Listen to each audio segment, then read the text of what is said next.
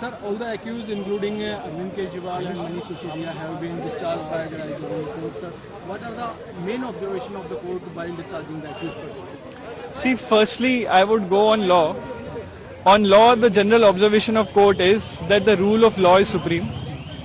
The criminal justice system or the criminal prosecutions are there to convict real culprit, and it is not an instrument to make illegal charges against anybody. That's the general perception, just the general law. On specific, after going through all the evidence and statements produced by the CBI against all the accused person, court has said that it has gone meticulously over all the statements, all the evidence which is produced by CBI, and not a shred of evidence, not a shred of allegation can be said to cross the threshold of the charge, and that is why the court has discharged them, saying that there cannot be any allegation which can be held to be true in this matter. Court has also said that the whole formulation of excise policy which was done by the government was done through institutional safeguards. It has gone to all the stakeholders, including the Honorable LG, and there cannot be any doubt on the mannerism and the way the policy has been framed. When the policy was formulated, thereafter the prices were increased or fixed by the cabinet committee. Court also made observation that the price fixation was the deliberation of the GOM and approval of the cabinet committee and LG. On what? Because this was the main allegation against Mr. Manish Sisodia. So we had submitted before the court that if you see the excise policy, the revenues of the state would have increased.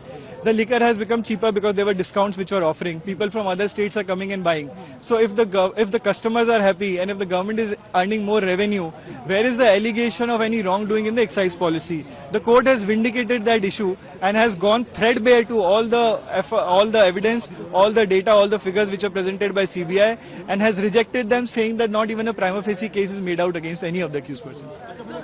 During one of the argument, some senior advocate also said that the previous liquor sellers lobby was not happy with the present policy. That's why they wrote to the ministry and some other institutions. So it was the case of CBI that there were 3 legal opinions which were taken during the time when the excise policy was framed, and these opinions were not put in the cabinet note, and there was some imagined cabinet note which was there, which was destroyed by Sri Manish Sisodia and the other accused persons.